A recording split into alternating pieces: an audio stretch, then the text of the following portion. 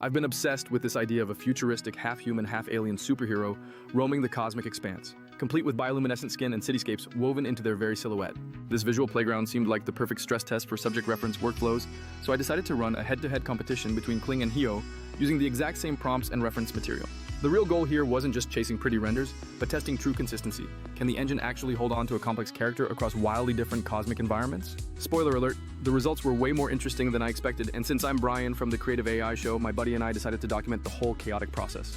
Let's dive right in by looking at the reference I made in Rev, which features a multi-armed humanoid alien with architectural elements embedded around the shoulders and complex textures. Because this is such a detailed subject, the way a tool crops or interprets that reference is absolutely critical to the final output.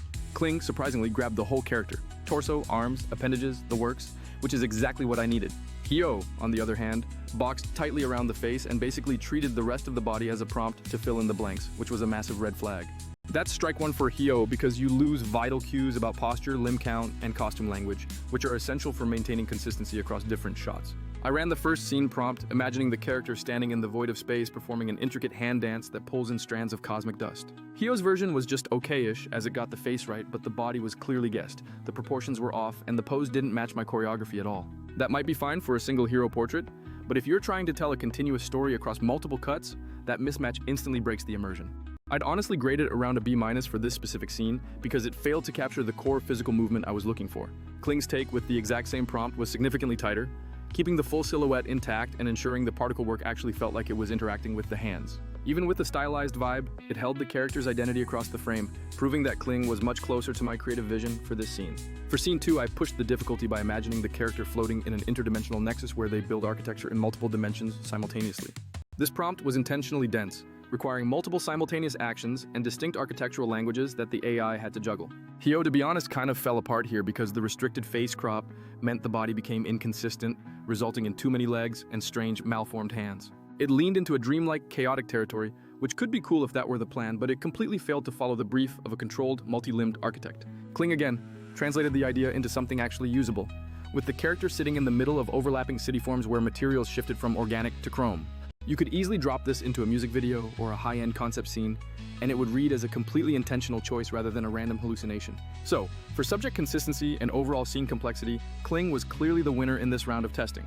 In the third scene, I pushed it even further, a vast neural network spanning galaxies, with the entity standing at a hub with 6 arms reaching into different pathways. I wanted the exact same person across all 3 setups, but Hyo's outputs kept diverging, changing head shapes and outfit interpretations with every new iteration.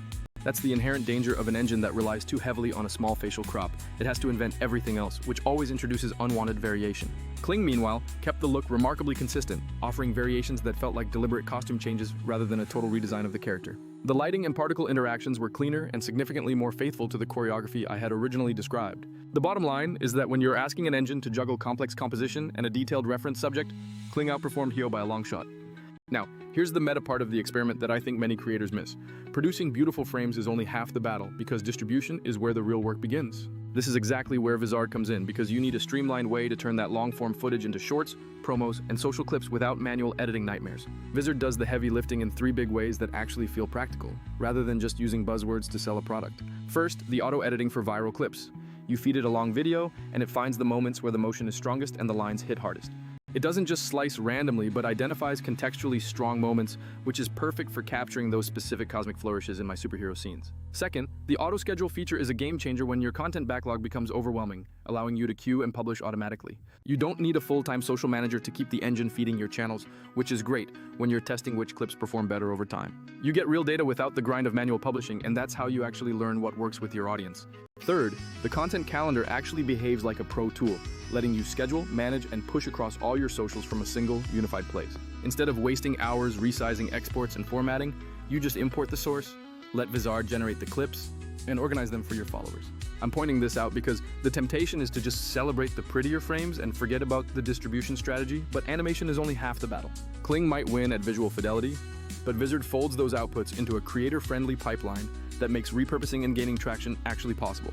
If you're working with complex subject references, always pick an engine that retains the whole subject crop, as consistency matters more than perfection in any single frame. And don't underestimate the time saved by an automated clip editor and scheduler, because those hours should be going right back into your creative iteration. Also, because people always ask, yes, you can mix and match tools by rendering some shots in Kling for consistency and others in Hio for surreal flair. Then, you just feed everything through Vizard to find the viral bits, allowing you to keep the best of both worlds without getting bogged down in manual edits.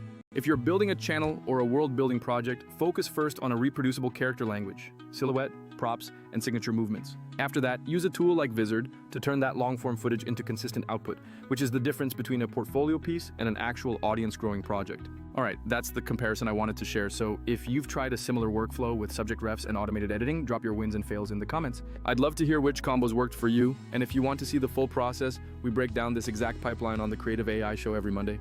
If you find this interesting, please like and subscribe, and I'll keep running these head-to-head workflow tests to help us all make cooler stuff, faster. Until next time, we're just two creative people poking at AI and figuring out how to push the boundaries of what we can build together.